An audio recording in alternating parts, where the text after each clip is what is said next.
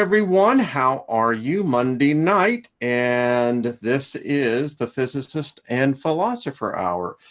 And my co-host, Dr. Claudia Albers. How are you, Claudia? I'm very well, thank you, Wayne. And how are Good. you? I'm doing good, doing good. We are hoping, hello, Brian, Brenda, everyone that's already in. Thank you to all the moderators. Doing good. You know, we are hoping here in Colorado that we have seen the worst of the heat Mm-hmm. because it's been a brutal summer and we have had so much smoke from the fires from Mm-hmm. California, and it has just been miserable. So what we need is rain, and what we need is cooler weather. Speaking of which, Claudia, we're going to spend some time tonight on weather. Mm-hmm. And this afternoon in Colorado Springs, which is about an hour drive south for me, they got hit by what they said now is the top scale for a hailstorm that came in at the zoo, killed some animals, damaged virtually every car in the parking lot, and some of the hailstones were as big as baseballs. Oh my goodness. So we're prone to hail here in Colorado because we're so close to the mountains. Mm-hmm. But I'll tell you, it seems around the world that the hailstorms are getting more numerous, more intense, and more widespread. Yeah. I, I mean, I've been writing about I this know. for a long time. I keep saying that the weather's going to get more severe because there's just more heat. The planet is heating up. There's more heat in the atmosphere because of all the stellar core matter coming in. And so the planet is warming up. The atmosphere is warming up. And when the atmosphere warms up, you get more severe weather. You get more dramatic changes between the cold and the hot layers in the atmosphere. And then, of course, that will lead to hail. Hail, how does it form? It forms by water being pushed up, freezing, dropping down, melting slightly, being pushed up again, and freezing again, and different layers form on these pieces of ice, and that's how hail forms. So if you have a more dramatic change in hot and cold in the layers of the atmosphere, you're going to get this happening more. So the hailstones will get larger. All I have to say, Lynn and I was at a concert at Red Rocks, and if you ever come to Colorado, you could, it's a great place. A lot of great concerts are out there. And we were out there actually seeing Stevie Winwood and Steely Dan. And the storm came in. Red Rocks is right at about, I think, about 7,500 feet. And so I was protecting Lynn as the hail. Now, this was just marble size. And I got to tell you what, it left some marks on me and a lot of the other people. It was just very intense. And when you start thinking about golf ball and baseball, that will kill you. Yes, it will. We had a lot of hail in South Africa. It's just normal to have hail there. But even there, the hailstones started getting larger. And we know that's just because we're getting more severe weather. More heat produces larger hailstones. And I can tell you, it is intense. So I have some pictures, Claudia, that you and I sent you today, and it was actually from Nancy. And it was a family member that was in Kansas. Yes. She took this picture at 1 o'clock in the afternoon. I'm just setting the stage here for everyone. And she was looking to the southwest. So look back about 5 days ago, You can see where the sun is in proportion to where a person in Kansas would be. The sun would be basically above her head. And so she is pointing to the southwest, looking at a panorama landscape. Now, she didn't see this, and I have to contribute Nancy for a very good eye. So, Claudia, let me get this pulled up. So the sun was not in front of this object. The sun was above her head. Yes, ma'am. That is amazing. So I am going to share this with everyone because I thought what you and I would do, Claudia, that we would take. So here is the picture, ladies and gentlemen. Can you see that, Claudia? No. You cannot. Hold on a second here. Why is it not wanting? I can.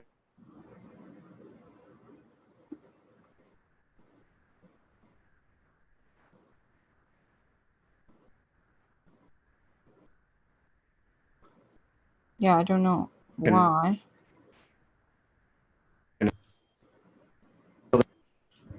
Your screen is just blank. Yeah. It. Let's just hope we can get this technical. Let me. It's actually what the picture has done is froze up my computer. Oh my goodness. So let's just bear with me on this and see what we can do. Okay, everyone just be patient. Mm-hmm. Well, I guess it doesn't really, my picture is still frozen, right? Yes. Yeah.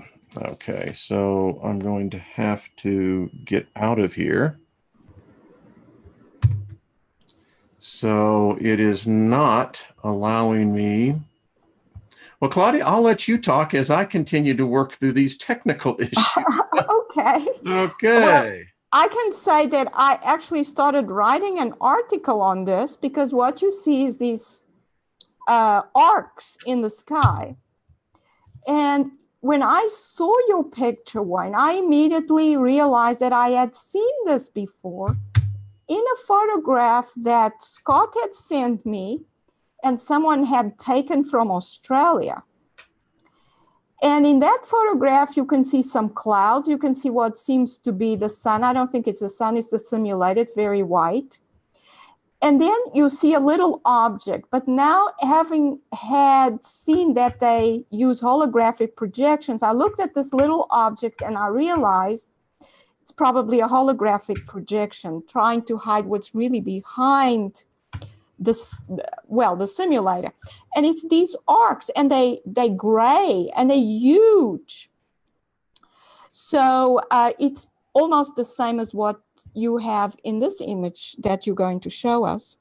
Yeah, if I can. I've never had my computer do this before. It is literally. Yeah, someone doesn't want us to show this image, probably. Yeah, this one this object is huge. So then I went on and I estimated that this object in the sky seems to be about 10 times larger than the sun, but that's in angular width terms.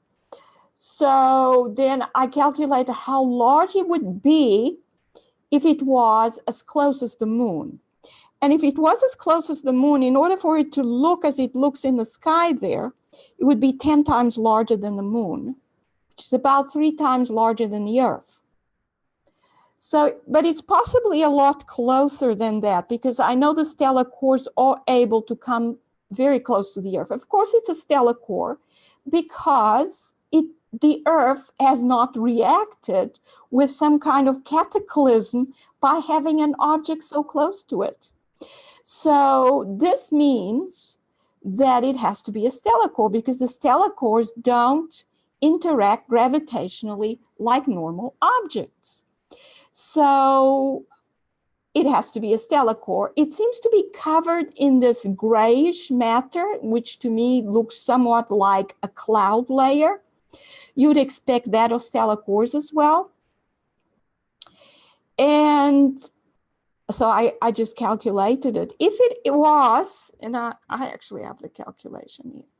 If it is at about 10 Earth radii, which is just beyond the geosynchronous orbit, just beyond that by about 20,000 kilometers. then it would be half the size of the Earth, which would make it one of the smallest stellar cores, very close to the Earth. But still, half the size of the Earth is huge, absolutely huge. So,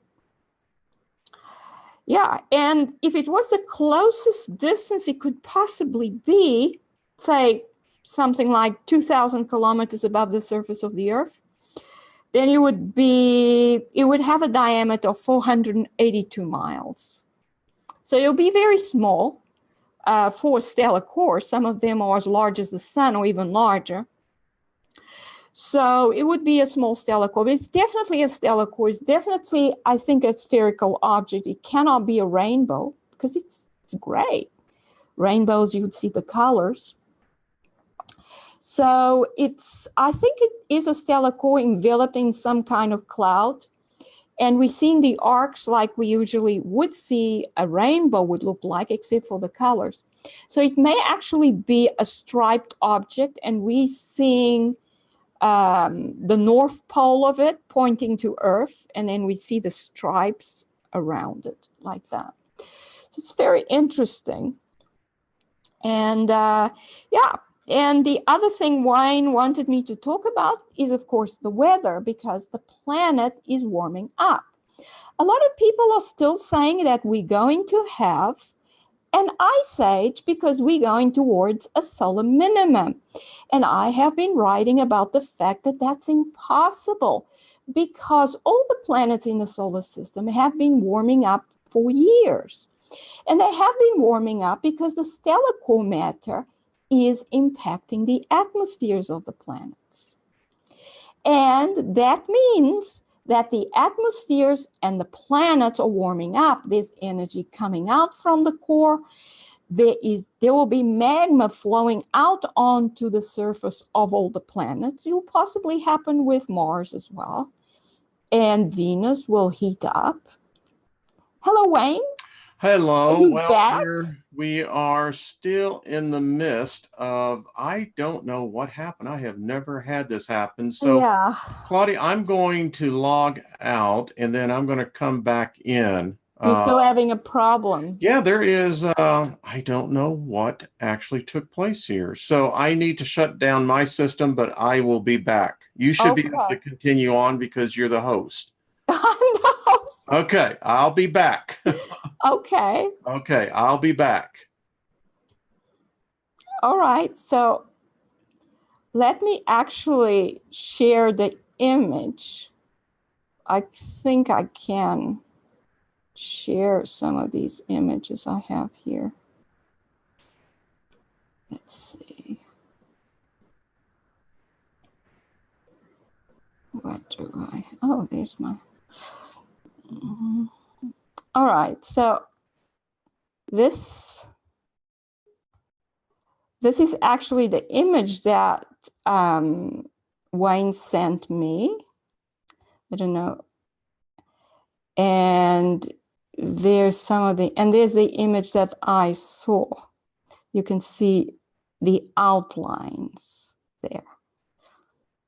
So these are the rainbow, well, the arcs that we would usually associate with a rainbow, but they're no colors. This object, I believe, is a holographic projection designed to take our attention away from what we're seeing here. And this is, I think, what it may look like. These would be basically the stripes. And it seems to be more orange over here. It's slightly more orange there. So I made that center orange. And then I haven't finished. I'm still working on it.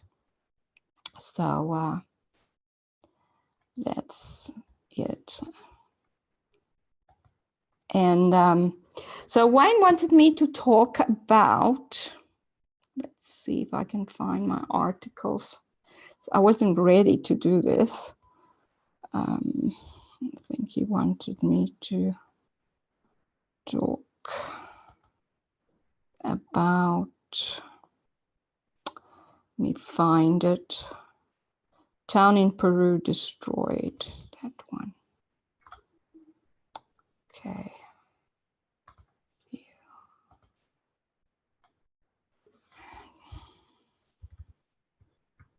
Okay. Let's do that.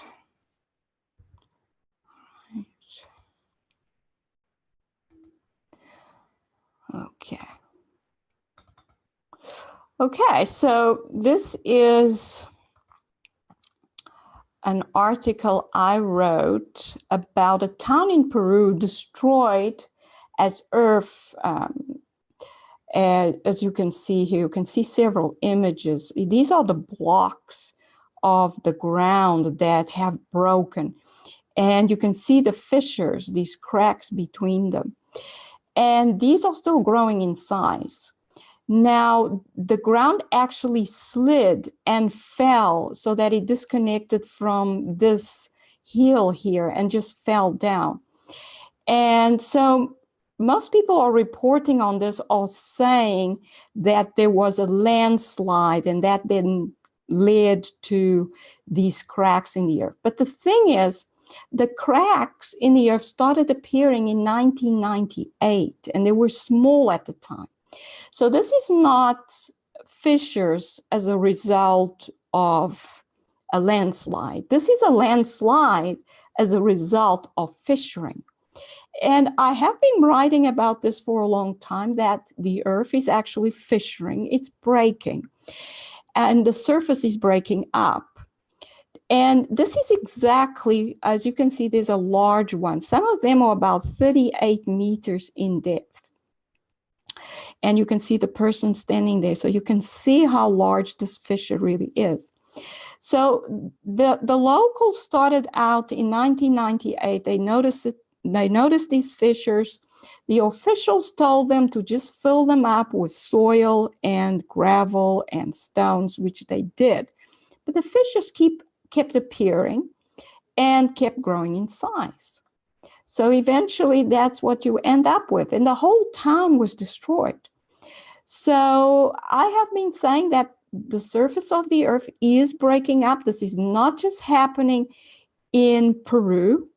This is the town of Luto, as you can see, that was destroyed. This is happening in other places. This is happening in Africa. Africa, in the Rift Valley, it was already a region that was moving apart, and that geologists believe that in a couple of million years, that piece of land there would be separated from the rest of Africa. But the thing is, these fissures are basically opening up overnight now. So something that's supposed to take millions of years is now taking just a few hours. So this is not normal. It means the earth is breaking up. The surface is breaking up. And it's not just there. It's occurring everywhere around the world. This is in India. So you can see fissures here that just appeared. This is in Saudi Arabia, and this is in New Zealand. So this is happening all over the world. It means the surface of the earth is starting to break up. Why is that happening? It's happening because of the stellar cores that are part of what I call the Planet X system, and you can see some of them here. And they make connections with the sun. They draw energy from the sun. These are the larger ones. This one would be at least the size of Jupiter. So the larger ones, well, I believe all of them go to the sun at least first, and then they are ejected by the sun with CMEs. And then they may go past planets. They may start interacting with planets. The smallest ones will go further because they have less mass. They may end up interacting with the planets for quite a while. But they'll most likely return to the sun because the sun will have the most attraction for them. But these objects absorb energy. So when they interact with the Earth, and it doesn't even have to be the actual stellar core because they shed so much material. They shed their outer layers for the same reason that the Earth is breaking up, because they're so low in energy that they cannot hold on to their surface layer, and they expand, and their surface layers then are loose and break apart and float out into space. And so there's all this low energy matter in the solar system, stellar core matter, and it's coming into the planet's atmospheres. It's coming into the Earth's atmosphere. It's absorbing energy from the Earth. So the Earth's energy, which is basically photon energy inside its particles, is declining. And when that happens, the Earth's gravity will decline.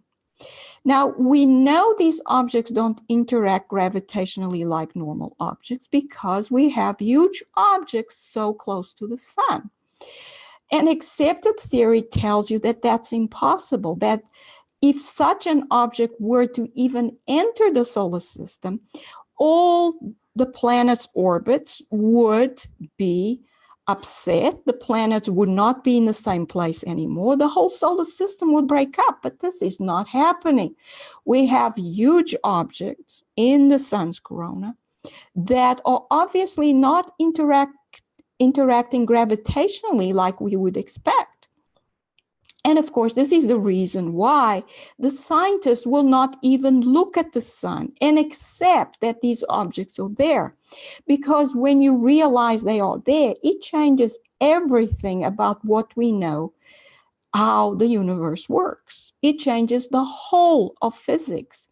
And this is what I've been writing about. This is why I had to come up with a new theory of gravity and had to realize that gravity is not this constant force everyone thought it was. It depends on the energy, the photon energy, inside the particles of a celestial object.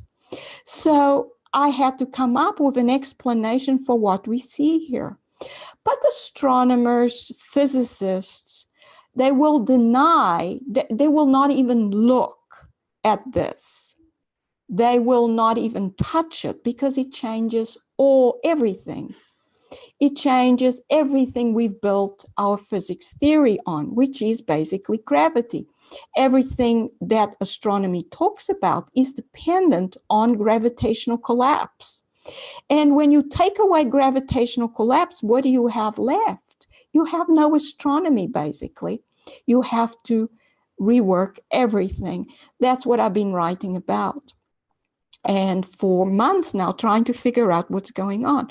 But it's because I have accepted that these objects are there. I've built my theories on observation. Whilst physicists nowadays will say, oh, I will hold on to my theory no matter what, and I will ignore the observations if they do not agree with my theory, because I don't want to change what I believe in. So to them, physics has become a religion. And here we see another one of these objects. This one is about half the size of the sun. And you can see the particles in front of it. And this is part of the material that they shed. They shed a lot of material because they shed their outer layers. All that's left is the core. The core of the object is actually exposed because they've lost all those layers of material. And you can see this root-like connection that they make with the sun. They draw matter from the sun, and they draw energy from the sun because this matter has a lot more energy than the matter that these objects are made of. And they will do the same thing with the Earth. They will come into the Earth's atmosphere. They're very large. They probably will just touch the top of the Earth's atmosphere. They will draw matter. And the dust, when it starts coming in, it leads to cloud condensation, so formation of cloud, because the water loses energy. And when it does, it cools down, so cloud formation occurs. And then it starts absorbing electrons. These electrons, when they start interacting with the stellar core matter, will start losing energy. And that means that they will end up emitting light as they move down from one energy level to the next. They will start emitting light. So there will be ionization and light emission. That's why we have luminescent clouds in the atmosphere. That's why we have pink clouds in the atmosphere. And someone asked me why they would be pink. Well, that has to do with the change in energy level. it must be such that that particular wavelength of photon is given off. It's associated to a certain energy change.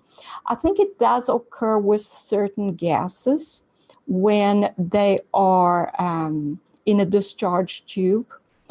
I'm not sure which one it is anymore. It might be, it's one of the noble gases. I don't think it's neon. It's one that's heavier than that emits that sort of light. So here comes Wayne. Okay. Let's see. Let's get out of this one. And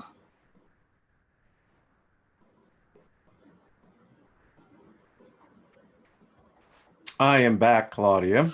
oh, hello, Wayne. I just went through the Peru article. Excellent. Yeah, Well, I'm sure you would come up with lots of questions. Well, this was a venture. It was, this had to look at my firewall, and yeah, it's like, I think they don't want us to show that image, but I did show the article I'm working on, which is a work in progress. excellent, excellent, So, excellent. Yeah, and it's still, I'll have to go back and do something with my system because it's still, oh my goodness, still acting funny. So anyway, so hey everyone, we're back. yeah. But you know what, Claudia, we will not go undeterred. Yes. We're going to show this. But yeah, it was an intrusion on the firewall. Yeah, they definitely tried to stop us from showing that image. But the thing is, I actually have it in my Word document, which I am working on. Okay. So excellent. I will show it again. As I said, it's still a work in progress. Let's take that out. I don't even have it as a PDF. It's I have it. It's Claudia. I think we're going to actually be able to do this. So really, yeah. All right, here we go. So let's see. Hi, everyone. You see, isn't technology fun? yeah. Yeah. It's like, cool. Can you see that, Claudia? No. Oh, there it is. Yes. Okay. So this is the picture, folks, that now we'll get some background on here. So as I understand it, this is looking southwest, and you can see the sun is right above her, literally above. Yeah, that's amazing because this means this object is emitting light. Yeah. Look how bright it is. So what I did, and Nancy did as well, and I just copied her. Look at this. Whatever this is, Claudia. Now, we thought about this. Could it have been an aberration of what we would call backwash of light on the iris? But this is too, yeah. There's. Now, I don't think so. Look at this. We have arcs. Yes. The only way we usually have arcs like this is in the sky is if it's a rainbow. But as you can see, the edge of these arcs is not. Look at the striations. Yeah, it's not. It's not a perfect edge like you would expect. Here I put this, Claudia. It's very kind of jagged kind of edge. And I would think that it's almost like this object is covered in a cloud-like kind of layer. But it's striped. And the part that's closest to Earth is the brightest part. Now, where have I seen this before? That these objects, when they are close to the sun, they point their brightest spot somewhat towards the sun. So this object if it's absorbing energy from the Earth, would do the same thing. And the brightest part would be pointing towards the Earth. And then as it absorbs energy, will get brighter. Notice that it looks a lot brighter than the image that I got. I sent it to you so you can show it just now. Now, Claudia, a lot brighter than it did in the image from last year. So it's obviously getting brighter. They are. And this, by the way, what I did, I went into Photoshop and I produced a 3D bitmap on this. And so if there was nothing back here, we wouldn't be able, it would be much like this here. Yes. This where it should be. So you can see in the 3D relief map, there's something up here. Definitely. There is definitely something up here. I don't know what. You're the expert on this, but look at it. It's obviously there's a circular outline there. Now this is the original, folks. Yeah. Even in the original, if you look at the top, you sent it to me, you can see a slight change from bright to darkness, and it's circular. What could produce this kind of huge circular outline above the horizon? Well, I don't think it is in the atmosphere, because there's this haziness that we can see in front of it. So that would mean that it's behind the chemtrail haze. So that would mean that it's outside the atmosphere. No kind of atmospheric effect would give rise to perfectly concentric arcs in the sky. The only thing that can possibly do that is an actual object, an actual spherical object. And notice that since this object is outside the atmosphere, then what we are seeing is just a portion of it, the portion that's above the horizon. And that means this is a huge object. It cannot be all that close to the Earth. I mean, it has to be very close to the Earth for us to actually be able to see it, even though we have the haze from the chemtrails. Look at that. That's clearly a circular outline. Yes. And layers beyond it. This has to be a spherical object, and we are seeing its layers.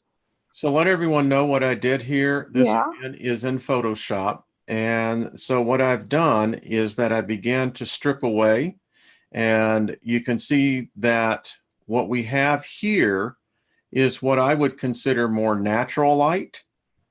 I don't know what this is. This, as you can see, and let me blow this up for you even more, Claudia, so you can see it. There it is. Whatever the hell that is, I don't know. But, you know, Nancy called it a white rainbow, and I think that was pretty appropriate. But yeah, except that there's no such thing as white rainbows. Yeah.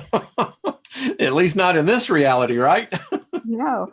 Now, as you can see, this object, you can see that the arc goes behind the edge of... Bingo. You see that? Right here. It goes behind that edge there that you actually drew with that white line or in Photoshop. So this object is behind the horizon. And you can see the arcs will seem to continue below the horizon. So again, what we have is a spherical object in the sky. And it's huge. There she is. Whatever the hell that is, Claudia, I don't know. You know, I was 2 decades in the video industry, you know, broadcast. And so when I look at this, what this is telling me, the camera is picking up something out there that was obfuscated by the wash of the glare of the white light. Yeah. Isn't that odd? Look at this. There's definitely something there. And I mean, they would try to do anything possible to hide such a huge object from us. And what just occurred with your computer indicates that as well. Yeah. So Hey, the fact that we are seeing this in the sky, in spite of all the chemtrails and all the simulations, means that there's something really is there. and there's her photo. There's the original right there. Uh-huh. You'd never see it. I Yeah. mean, the glare, the smoke, everything else, you would not see anything there. Yes, because this object obviously seems to be emitting light. We Yeah. have this haze at the top of our atmosphere, which would reflect the light that this object is emitting. This is why it's so difficult to see these objects outside of the atmosphere. But the fact that we can still pick it up and see that it's there tells you there's definitely something here, and it's outside our atmosphere. Well, So it's huge. when It's I a huge told, object out there. I don't get, and now what I did here, folks. So again, it looks like there's nothing here, but it's there. Definitely. There is, and this is the reason why I did it. And I took the gamma all the way down, saturation at almost at the extreme, was to be able to flush this thing out, and it's there. It's definitely there. So this is inverted, and you can Yes. see this object is extremely bright and not as bright as we move away from that central circular region. And this is what I saw in the blue stellar core as well. And that is they have a hot spot where they seem to start emitting light from, and then it spreads out as concentric rings from that spot. This is exactly what we are seeing here. So this is disturbing, Claudia. This is really disturbing. I don't know. I'm not a trained, as they would say, as yourself, as an astronomer to look at this, but I do know video and I do know light and I do know how to work in that medium. There's something there. It's amazing. Wayne, I think you're a lot better trained than any astronomer, because nowadays astronomers are trained to close their eyes when it doesn't agree with their theory. Now that you might have a point. So you might have a good point there. Thank you. So we have, and we're not finished, folks. I have Claudia, and it's still here. I pulled up a number of articles just within the last week since you and I last met Monday night. So all you folks down in Florida, apparently there's this toxic red tide, which is making the Floridians sick, and it is killing the fish. It is apparently really, really bad. It said the first came the red tide, and now a flotilla of microorganisms that dyed the sea rust and eventually stretched out 100 miles off the Gulf Coast, starving the fish, eels, dolphins, turtles. Now, I don't live in Florida. You see, this is happening more and more.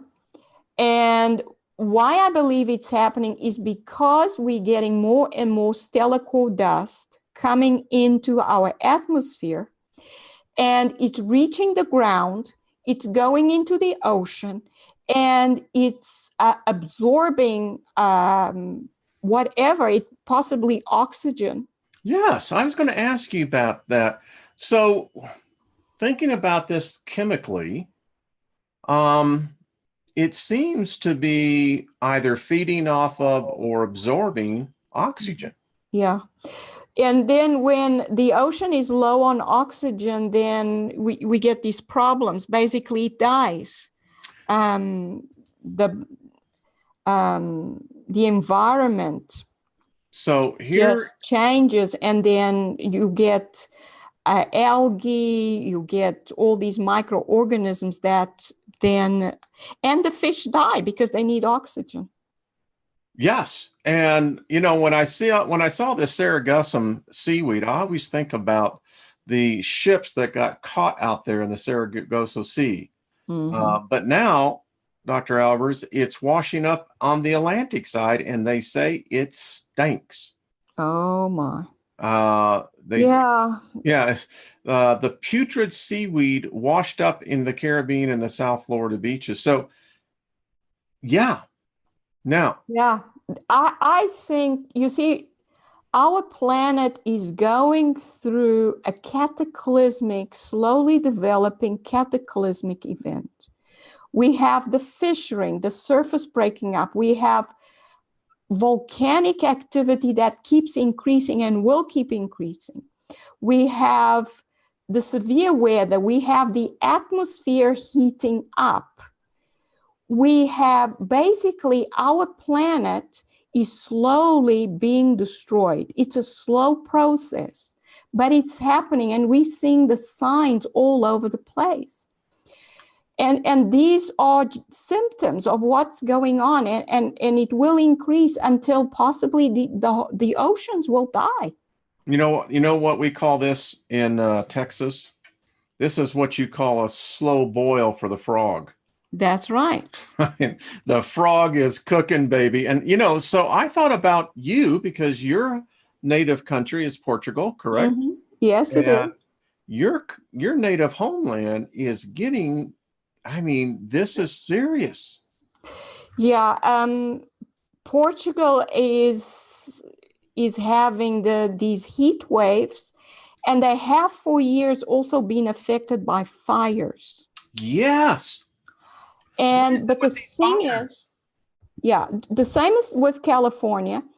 And it's well known that most of the fires happen because people do it on purpose. People set the fires on purpose. And they've also caught, I think, some of these directed energy weapon beams being used there.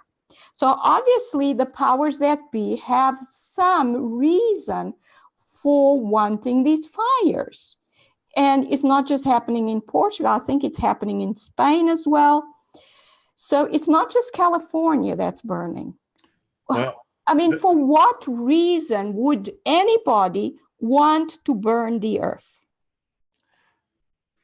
Dr. Albers, as a philosopher, I believe that our species is going insane. Mm-hmm. I really do believe that.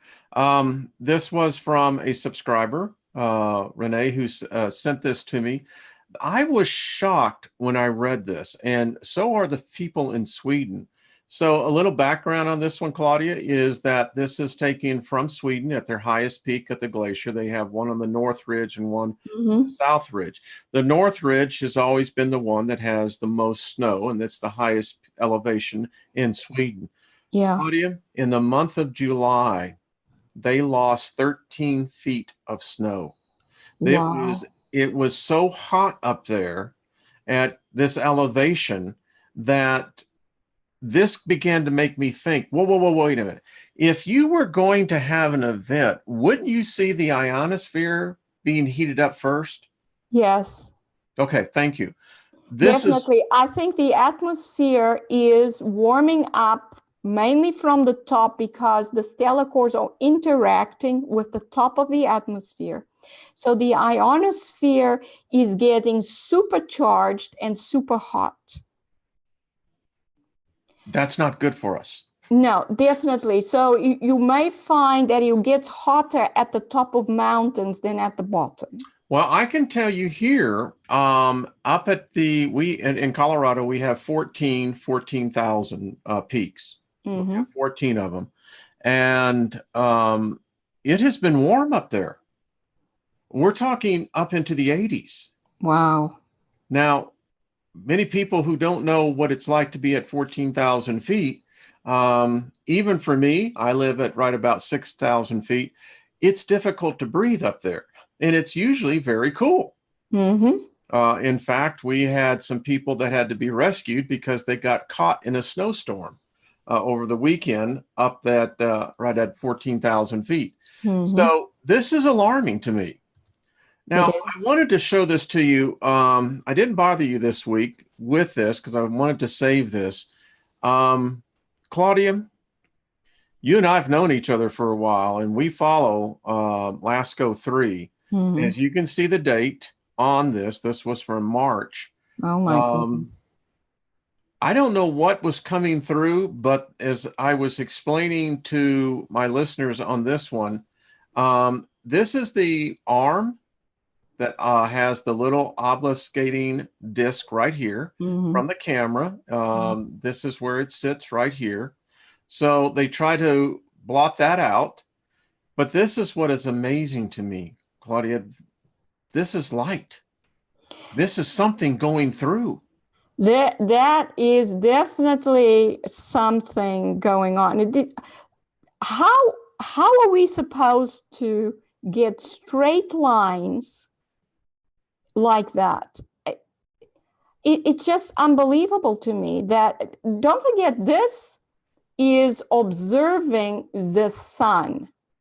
This is a chronograph. It's observing the sun. It observes the sun. Actually, it observes the outer corona of the sun. This is the one that sees the outer corona. This is one of the LASCO chronographs, right? Yes. So this is only supposed to actually see what's occurring inside the outer corona of the sun. So we have these straight lines. Now, at first you may think, okay, maybe it's cosmic particles, but cosmic particles do not leave straight lines that are that long.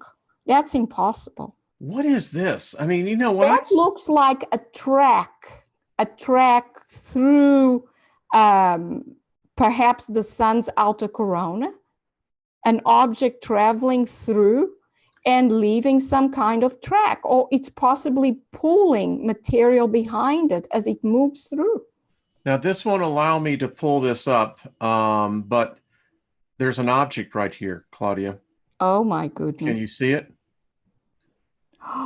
That's the object that's That's the actually freaking drawing. object, folks. I was trying to wait for everyone to see it, but there it is. I can't make it any more Oh expand my out, goodness. but there it is. I don't know. And this is what it did coming in. And look what it's got coming with it. Yeah, so it doesn't come alone. Don't forget, the solar system is full of objects at the moment. These stellar cores, they draw material behind them. So they pull in material. So if there's material to be pulled in the outer corona of the sun, that's where they usually are. They are close to the sun usually. They'll be moving around the sun somewhere there. You know, my background, as I told my listeners today, in ROTC was that I studied military strategy. This looks like an armada to me. You know, this is where you got your aircraft carrier right here, and you've got your flotilla with everything else. But seriously, getting back to this looks to me to be like a heavy debris field. Yes, these are not actually the debris. The debris. Do you see all those white spots we see in this image? Uh-huh. Those are the debris. Okay. These are actual, I think, stellar cores because they are pulling matter in. That's why they're leaving this colored, this bright trail behind them. They're actually emitting light from that trail of material that they're pulling in towards themselves. I will get you this image. That's amazing. So, and because we'll pull it up next time, folks, because you'll see it. It's right here. It's big, it's here, and it's bad. You do realize that if that object is at the same distance as the sun, which is likely because these objects are usually where the sun is, that object is about at least twice as large as the sun. That is what I was kind of concerned about. Now, I'm looking while you and I are talking to see if I have this readily available in one of my files, because I'd love, here it is. Yeah, in fact, I do have it, Claudia. So give me 1 second. Okay. And so let me stop the share here. All right. and allow me to go here. All right, so can you see that? Mm-hmm. All right, so now we can really have fun with this. There it is. I don't Oh, know what yeah, is. they don't make it easy for us to actually see these objects, but obviously the trail ends there anyway. Yeah. Yeah. I mean, when you look Wow. at this, it's here. Whatever this is, I It's don't quite know something there. what this is, Claudia, and that's why I'll let you do the Yeah, analysis that on it. will be the trail. Basically, Yeah. the trail tells you where the object is. Where the trail ends, that's where the object is.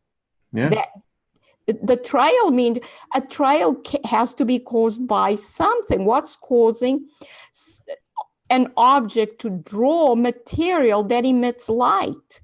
Because if we see a white line, that means its light is coming from there. What could be causing light to be emitted from that material? That there has to be something that's causing that light emission. This one where we could pull up, because there, I'll send this to you, Claudia. That Yeah, thanks. It's amazing. It's so. amazing, Wayne. All right, we'll stop share on that one, and then we'll get back to where we were, because we were just getting into this. So let me pull this back up. Let me see, where are we at? Can you see this? Are we back to the picture again? Mm-hmm. Okay, so how about this one, Claudia?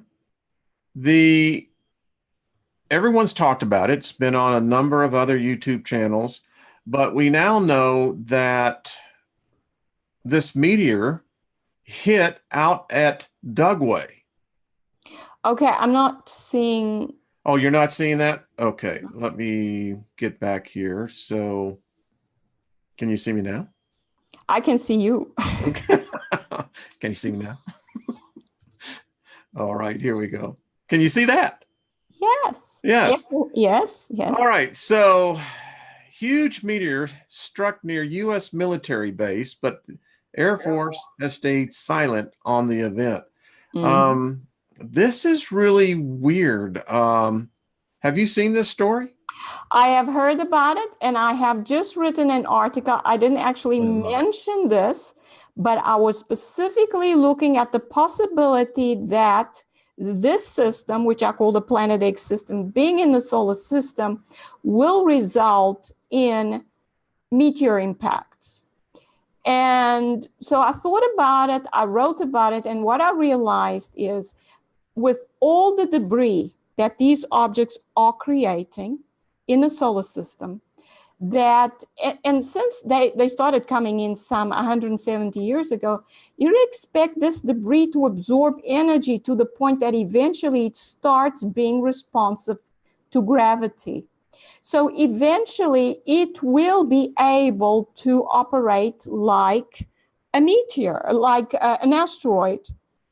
Well, And also these objects are moving or being ejected by the sun going out into the solar system.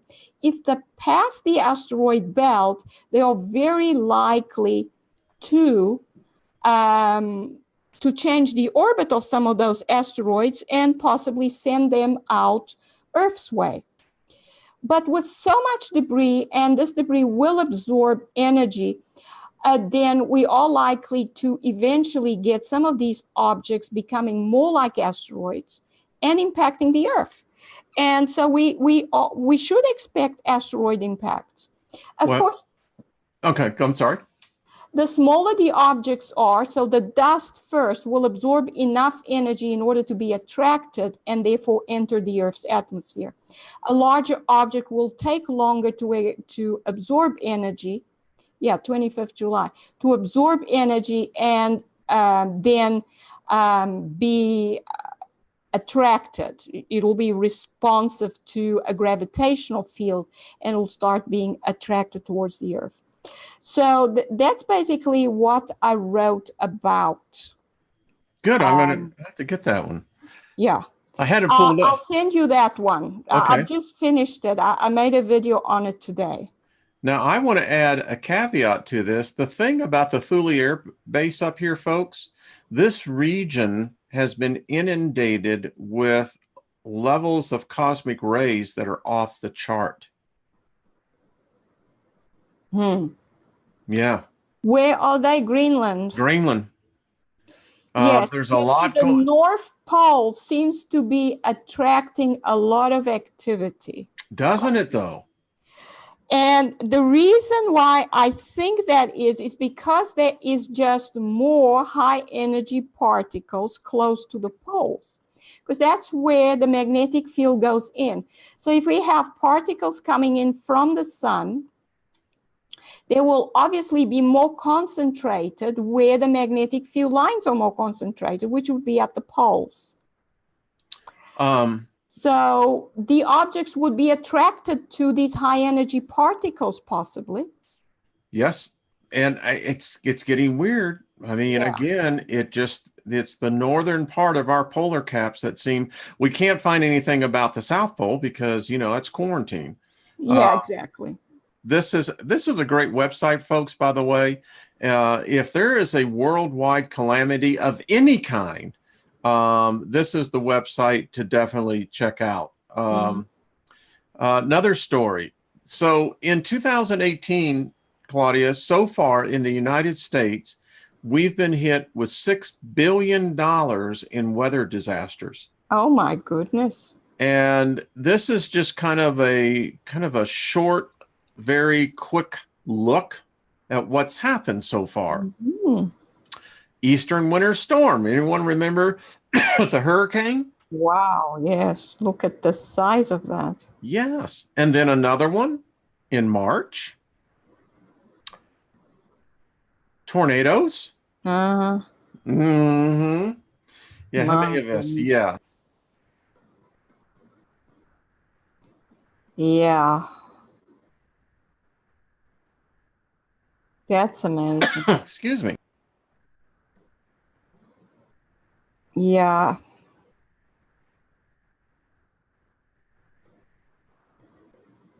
Yeah, wow.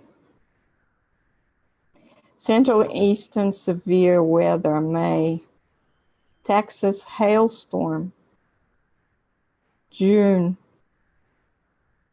And we're only about halfway through the year. So. Whew. Another one? Okay. And how about this one? This one is for 2018. Check that out. Oh my goodness. Volcanoes. Floods. Wow. Floods. More floods. Yeah, because we're getting more severe weather. Yes. Because we have increasing climate change because the planet is warming up. I mean, some people are still saying we're going into an ice age. Well, it's obvious that we are going in the opposite direction. But that is because they want to say that because the sun is weaker, we should be going into the ice age. Yes, that should be the case if you factor out the stellar cores. The stellar cores are what causing the sun to become weaker and what causing the planets to warm up. Wow, look at that. Look at this. A lot of people died here. Is it? Yeah, wow. Oh my. And this is changing the ecosystem here in the Big Island. Yes. 800 acres added. Yeah. Subtropical storm. Dust storms in India. Look at that. Oh my goodness. In fact, Phoenix just got hit with one. Wow. Bomb cyclone. You know, I was thinking about this. They used this term this winter. I don't remember growing up ever hearing the term a bomb cyclone? That's because it's new. Yeah, well, where was I when this came about? I mean, I was talking to my wife. I said, Lynn, where were we? Yeah, exactly. She said, obviously, we were on vacation. Now, as we all know, Bali was just hit over the weekend. Number of people dead on there. I think that one, Claudia, is the volcano. Yeah. I think that volcano is about, here's the one in Mexico.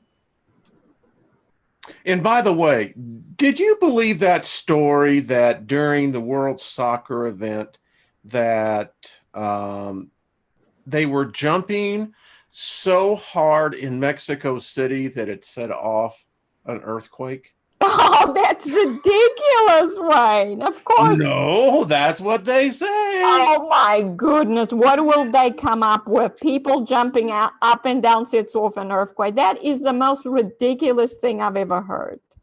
Here is windstorm, Frederica. Wow, look at The that. mudslides. My goodness. Now, the fires in California, Yeah. this is getting serious out there. You know, I'm sensitive to smoke. And when we've had the last week, and so is Lynn, it just, well, a lot of people are sensitive to smoke. Yeah. And this type of smoke it's toxic. That's the other thing that most people don't realize is that when you see the smoke in the sky, it's not good for us. It's not good at all. Yeah. So I agree with you. It will most definitely be toxic. But you do realize that these fires, I don't think they are natural. I mean, we know we have geoengineering on this planet. I mean, we look up at the sky, we can see it almost every day. Do you know that geoengineering is supposed to generate rain?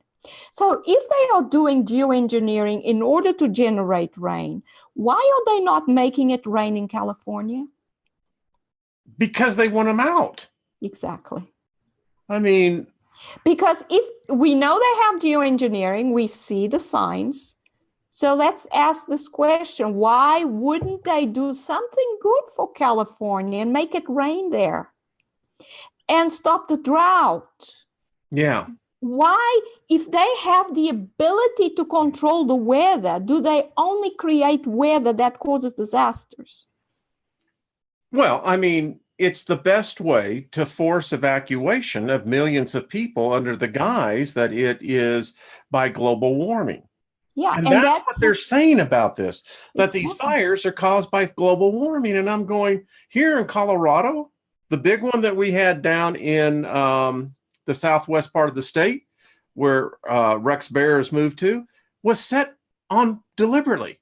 You were talking about people over in Portugal. These fires were set deliberately. Yeah, and I believe these people are actually paid to do it. I wouldn't surprise me at all. Yeah, wouldn't surprise me at all. Yeah. So what we have then here is very evil people in charge of geoengineering. Yeah. You can tell they are evil because they do nothing good with it. So, Dr. Albers, I'm going to be doing a special video this week on two things. Over the weekend, I had someone send me a little tickler and said, check this out. And so I began looking into it. This is what I found out. And anyone can check this out, folks. Do your own research. In the United States, and I speak specifically of the United States, not North America, but I think North America would be included, as along with other countries, there is no longer any clean, drinkable, fresh water in the United States. You cannot drink from a river, a lake, a stream. They're all polluted. Now, what I am finding out, Claudia, the aquifers are now contaminated. And do you know the one thing that we cannot filter out, and yet it is now spread virtually through the complete aquifer and the water tables of the United States. Are you ready for this? Estrogen. Do you know where estrogen is coming from? Pharmaceuticals. Yeah. No more fresh water, Claudia. Here in Colorado, you drink from the rivers or stream up here, you're most likely to get giardia. Yeah. And giardia is, it's not pleasant. What do you think about that? No longer. That's absolutely terrible that this is occurring. It's all because they want to decrease the Earth's population. They want to kill us. They want to destroy our environment. They want to get rid of us. And I think that the technology is actually possible to, through an electrolysis process, actually just pull water right out of the air. But they wouldn't, of course, allow us to have technology like that, because that's a good thing. That they'll keep that for themselves. Yes, they will. Yeah. Here's the other alarming thing. I put up my world map here. In the weeks to come, I'm going to start circling this plastic bottle. Mm-hmm. It's killing the earth. Yeah. It's killing us. I did not realize the amount of BHPs that are in plastic containers. This is made from oil. It's petrochemicals. That's right. Yeah. And then over here, we have biomasses made of this stuff in every ocean now, Claudia. In every ocean. Yeah. The thing is, this all started when they decided they were going to make a lot of money out of oil. Oh, man. And when was that? The beginning of the 20th century, something like that? Yeah, 19th century or early 20th. And then they decided to start making all these things out of the oil and make more and more money out of the oil. So that's why we are living in a society that's all oil-based. Yeah. And that's why they want us to keep on using all these plastics. So, as you and I talk, and as as your papers bring out, as we see more and more evidence of something happening in the heavens, I mean, at this point, you would have to be just basically the ostrich syndrome. You're going to put your head in the sand, and you're not going to look at any of the facts or any of the evidence or any of the observations. Something's changing. And something's changing in our planet. And then I look at the stupidity of humanity, mankind. It's almost like we're aggravating the situation, Yeah. I mean, I watched a TV program the other day, and was an astronomer talking about Planet X. Oh, we haven't discovered Planet X yet. We're still looking for it in the Kuiper Belt. And I said, yeah, you're still looking for it because you haven't looked at the sun. We're going to get you on these television shows. Eventually, it's going to happen. And Deborah, I just saw that. Yeah, Mama Sophia is waking up. Yeah. Janet says, plastics is why marijuana is illegal. Hey, listen, all I know is that I went into the store yesterday morning, and I mentally went where you buy, the power drinks, water. Everything is plastic. Mm-hmm. Everything. Yeah. The only thing that isn't plastic is, beer. And I think eventually they'll figure out a way. They're already getting wine in plastic. So there you go. It's just everything crazy. In plastic. Yeah, everything in plastic. And I keep on thinking, we've consumed so much of this stuff. And we want to know why people are getting sick. Yeah, I know. And what I've discovered is a lot of the things in the houses are made out of plastic. I've never seen anything like it, because I come from South Africa, and there everything is made out of still original material, cement and wood. But here you look at something, looks like wood, you go and touch it, and you realize it's actually plastic. Well, now, from a philosopher's point of view, you made a really big, profound statement, because how interesting that the United States is plastic. I don't know what else to say. Our cars are plastic. Yeah. You know, I miss the days when we actually had steel bumpers. Your car could really take a hit and not, have $5,000 worth of shattered plastic. Yeah. Yeah. So, well, this has been an interesting show, Claudia. I mean, the technical difficulties, and I'm going to find out. We'll find out where that IP address came from. That was just weird. Yeah, well, that was someone trying to stop us from showing that image, Wayne. And that's very interesting. That means there's something really interesting about that image. And I believe what it shows is an actual object. And I actually calculated how large it would have to be if it's as close as the moon. Do you know that it would have to be 10 times larger than the moon? 3 times larger than the Earth? I keep on.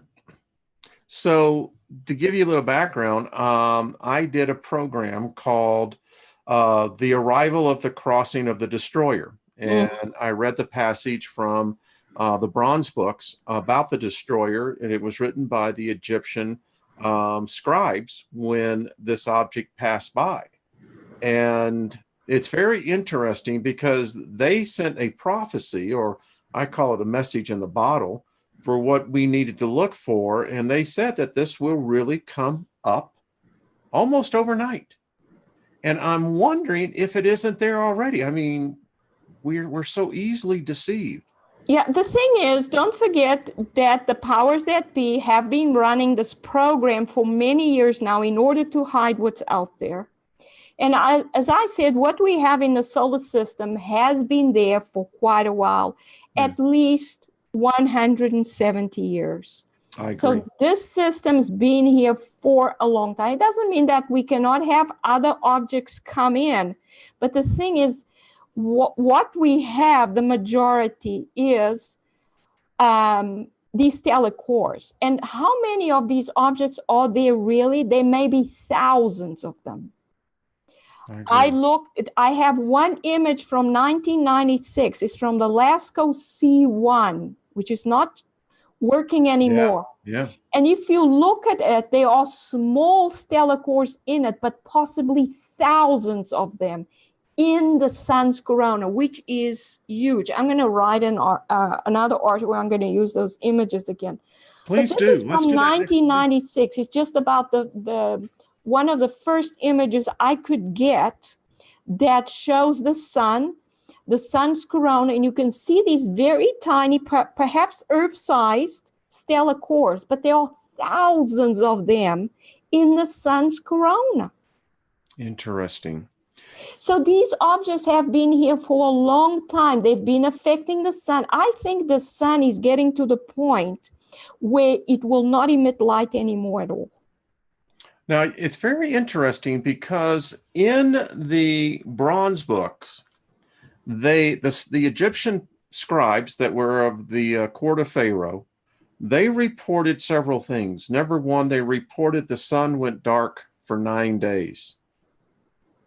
And they said that you couldn't tell the difference between night or day. Now, they did say, however, that it was a dirty darkness, not like the clean darkness of night when we have the moon and what have you. The other thing was that there were intervals where the sun was going dark. Now, some of it could be contribute to what they said filled the sky. They said this object filled 2/3 of the sky. Maybe you and I should talk about this sometimes, because the description they give is something very highly magnetic, electromagnetic. Yeah, all the interactions, if an object comes close to the Earth, the interaction will be electromagnetic, at least first, before the gravitational comes in. Now, so yeah, definitely. Plasma would be another byproduct, right? Yeah. Definitely, there will be discharges between the Earth and this object. Thank you. Because we have charged objects. Everything is charged in the universe. So this object has charge, the Earth has charge. When they come together, they will equalize that, well, their potentials actually. So there will be a discharging from one to the other. Yeah. There will be these huge bolts of lightning between the two. That's That's to be expected between any object that comes close to another object. We have to do this. I'd love to we could bring it up and you could describe this, because as I analyzed this thing, they were giving the description of intense plasma discharges that were causing the Earth to heat up, and literally volcanoes were appearing out of nowhere. Now that's intense interaction. They said that there was hailstones that would come down, but they said it had a strange fire to it. That the fire was liquid and was running down the streets in the cities. Well, that sounds like molten rock. It sounds like an interesting energy that, and I kept on thinking to myself, well, maybe they're describing an energy that we have never witnessed before. No, yeah, possibly. Don't forget that the physics we've been taught has basically blocked our understanding of these things. So in astronomy and physics, it's taboo to consider the fact that the objects in the universe are electrical in nature, that there is charge, that the electrical interaction plays an enormous part in everything that occurs. Any physicist that goes into that, they lose their jobs, they lose their research, they lose their positions. Because they don't want us to understand what these objects, possibly because the people in charge knew that something was going to happen, or that these objects were here already, and then they decided to change the whole of the educational system so that there would be no understanding of what was going on. Now, I happen to I agree with you on that. Absolutely. That is absolutely. Now, an object that fills 2/3 of the sky, that's big. Now, that depends on how close it is to the Earth. It possibly be quite close. So 2/3 of the sky, that's... They said that in you'll have to, I'll send you the passage. It's very descriptive because they talk about this, and what it reminded me of was a ball of electromagnetic energy that this thing was discharging. They said its mouths would open and the flames would come forth, and it would literally start consuming people. You didn't have to be on top of it if you were near it. Now that sounds to me like lightning discharges, plasma discharges. Yeah. And you would expect that from any object that comes close to the Earth, because all celestial objects will interact like that if they come close enough. Now, the other thing was, Claudia, they said that there was a gas that invaded the land, that the gas would consume all flames. So that tells me it was absorbing oxygen. They said that it left the people with a burning sensation in their throats, which tells me that sounds like a gas, like carbon monoxide. Did it stop fires from... It did. Yep. That may be helium. I had not thought about that.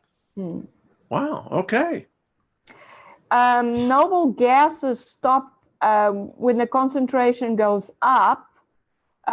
Stop the burning of fires because they need oxygen and they displace oxygen. How interesting.